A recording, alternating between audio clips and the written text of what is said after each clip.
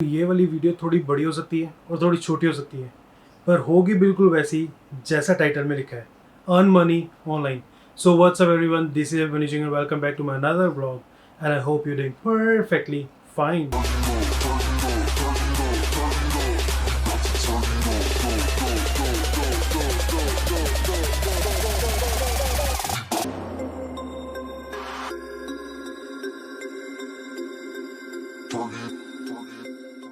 इससे पहले आप कुछ नोटिस करो, मैं बता देता हूँ कि ये सुबह सुबह मैं अपनी ट्रिमिंग कर रहा था बियर्ड और ये कुछ ज़्यादा ही क्लीन हो गया, हल्का सा दोनों तरफ से।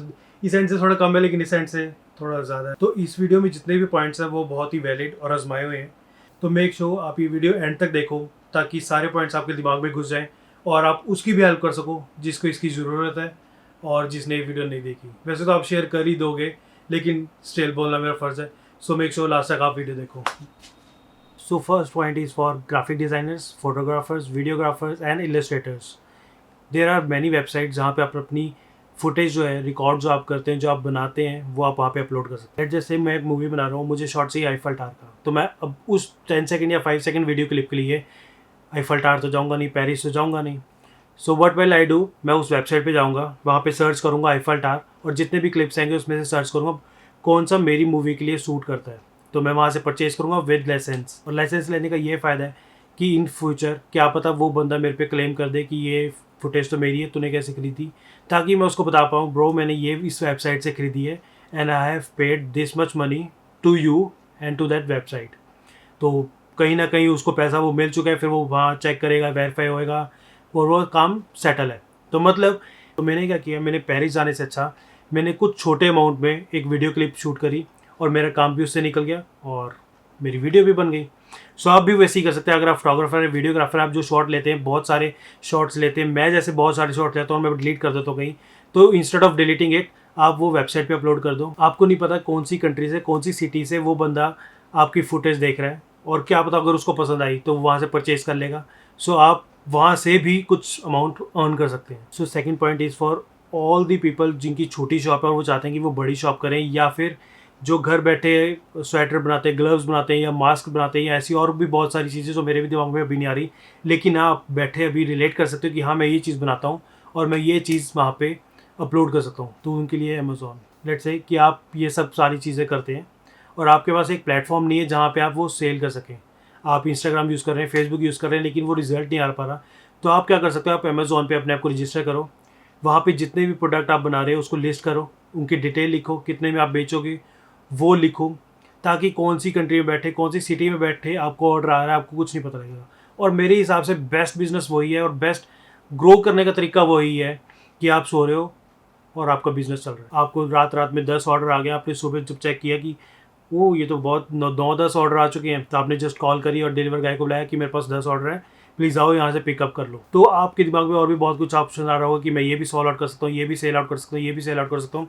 सो बेस्ट थिंग है अमेज़ॉन पे अपने आप को जल्दी से जल्दी रजिस्टर करो। और शॉप्स वालों के लिए इसलिए क्योंकि वो एक सेक्टर में बैठे हुए हैं इस टाइम पे और उनके पास प्रोडक्ट बहुत सारे हैं, बहुत सारा सामान है जो बाकी की सिटीज़ जो है वो महंगा बेच रही हैं। तो आप क्या कर सकते हो, आप भी अपने आप को वहाँ पे रजिस्टर करो और जो वो चीज़ अगर वो 200 रुपये की है आप वहाँ 180 लिख दो या 190 लिख दो, तो कहीं ना कहीं आप में और जो ऑफलाइन मार्केट है उसमें मार्जिन आएगा and then they can purchase from you.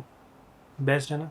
So third point is for all the graphic designers, voice over artist, website developer and social media influencer. वो इसलिए कि आप लेट सपोज कि आप ये सारी कैटेगरीज में काम करते हो या इस 4 में से किसी एक कैटेगरी में काम करते हो।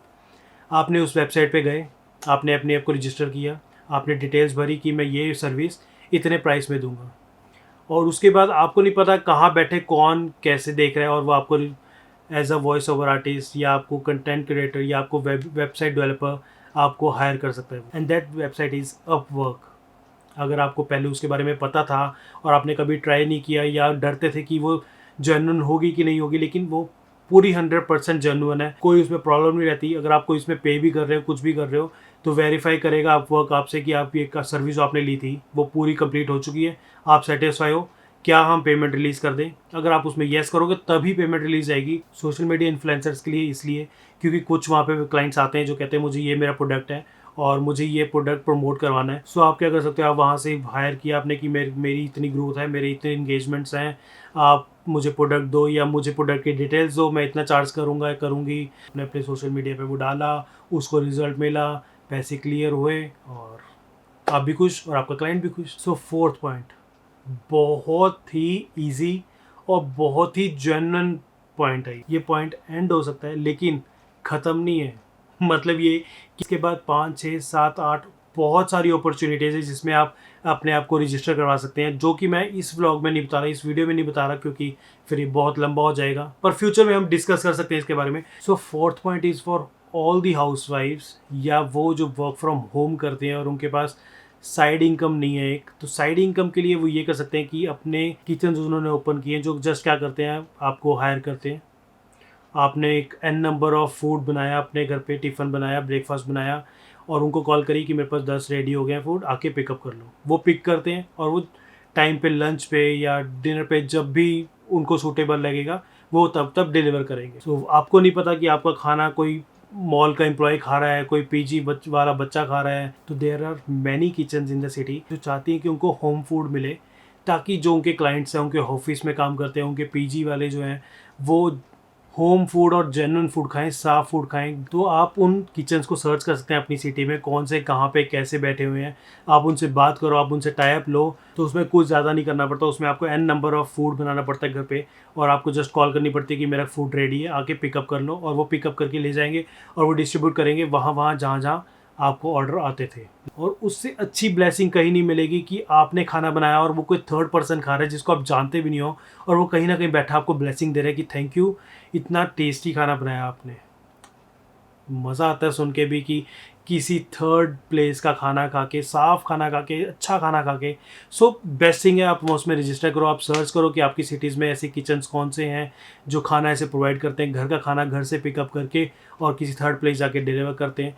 तो मंथली के हिसाब से बेसिकली रहता है ये, तो आप ईजिली 5 to 10,000 रुपीज़ ईजिली कमा सकते हो इस खाने से। सो ये थे 4 पॉइंट्स जो मैंने आपको बहुत सही तरीके से बता दिया। अगर कुछ भी कन्फ्यूजन होगी सो प्लीज़ कमेंट सेक्शन में लिख के बताना कैसा लगा, क्या इसमें गलत लगा, क्या सही लगा, या और कुछ अगर कुछ माइंड में चल रहा होगा तो वो भी बताना, ताकि मैं उसको ठीक कर सकूँ, ताकि मैं आपको वो डाउट्स हैं वो क्लियर कर सकूँ। तो जाने से पहले मैं आपको एक प्रो टिप देना चाहूँगा जो कि 15 to 25 एज ग्रुप के लिए है। वो बहुत बेनिफिशियल होगी अगर आपने ध्यान से सुनी और ध्यान से समझी। वो ये कि start saving and start investing money as soon as possible, वरना बाद में बहुत रिग्रेट फील होता है कि ऐसा क्यों नहीं किया मैंने। और ये बात मैं खुद अपने एक्सपीरियंस से बोल रहा हूँ, क्योंकि जब आपकी एज एक पर्टिकुलर एज हो जाती है ना, तब आपको बहुत रिग्रेट फील होता है कि मैं इतनी एज का ग्रुप का हो गया और फिर भी मेरे पास इतने पैसे नहीं है कि मैं कहीं ट्रिप मार सकूँ, कहीं घूम सकूँ या कुछ भी ऐसी बातें। अगर आपकी एज 18 से कम है, अगर आप अभी नहीं इतना एक्सपोजर आपको मिल रहा है, तो जो आपके रिलेटिव्स आपको पैसे देते हैं या आपकी जो पॉकेट मनी आती है उसमें से कुछ अमाउंट आप सेव करो, कुछ अमाउंट आप खर्चो, जो भी है जैसे भी है।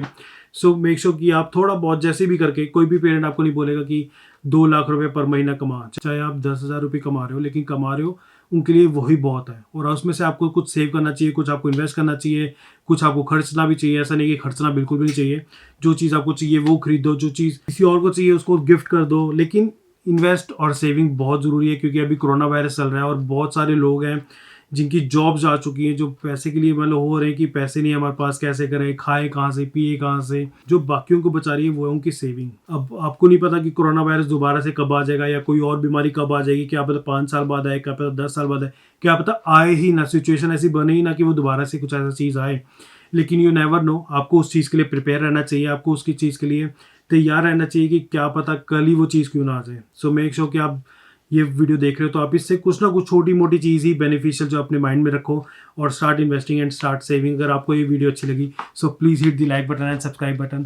अगर गंदी भी लगी तो डिसलाइक दबा सकते हो, मेरे को कोई प्रॉब्लम नहीं है, लेकिन कमेंट सेक्शन में ज़रूर बताना कि क्यों ख़राब लगी, क्यों गंदी लगी।